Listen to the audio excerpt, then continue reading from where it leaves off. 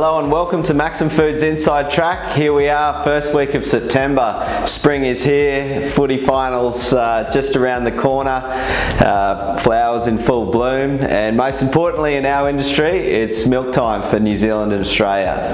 Let's have a look to see what's happening in the dairy industry.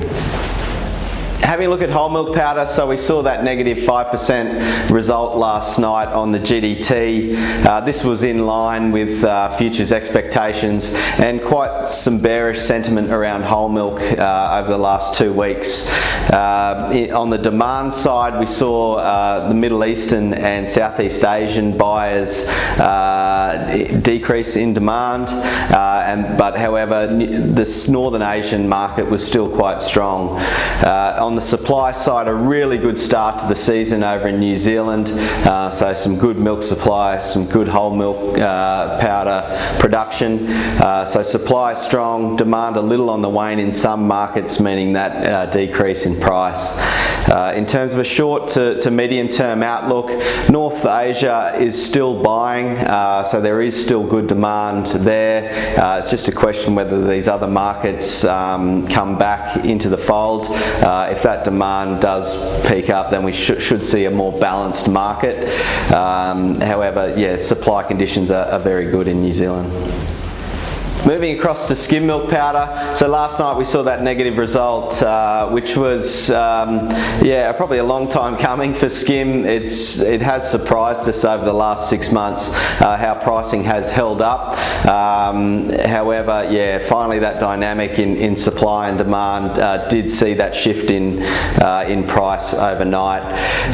In terms of a short to medium term, yeah, it is a reasonably bearish sentiment on skim milk powder, as that butter production and skim in New Zealand increases over the season. We will see good supply, and yeah, demand will have to pick up for it to improve in pricing.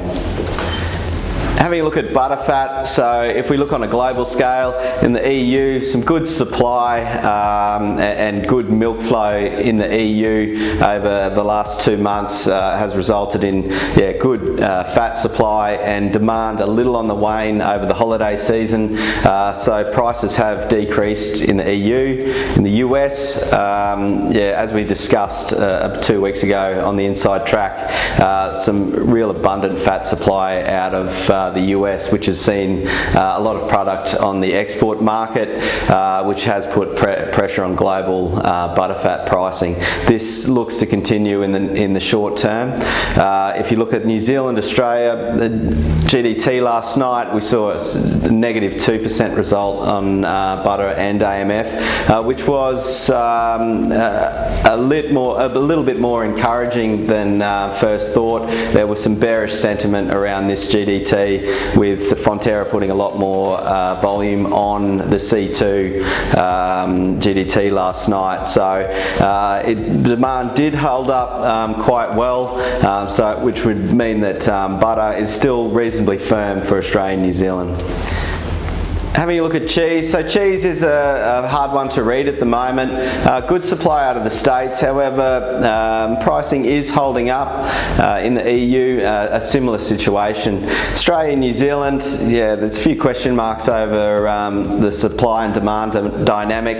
We're seeing pricing relatively stable. There's not a lot of demand, but things seem to be quite steady. So yeah, a hard one to read, as I said, but it looks like a reasonably flat market leading into the Christmas season. Finishing off with whey and proteins, whey still quite a solid market, some good demand in China for EU and US product. So we do see some continued demand there, holding pricing up for sweet whey. On the protein side, not a lot of change. The US still really struggling to keep up with supply both domestically on the export market, so those prices for WPC and WPI remain high. EU WPI still in hot demand, as well as WPC. So globally, yeah, demand still outstripping supply, meaning pretty high prices. Just a reminder that the Maxim Foods team will be down at the Sydney Fine Foods next Monday the 8th through to Thursday the 11th. So look forward to catching up with you all out and about in Sydney. Thanks very much for listening to today's Inside Track. Have a great fortnight. Look after yourself and one another.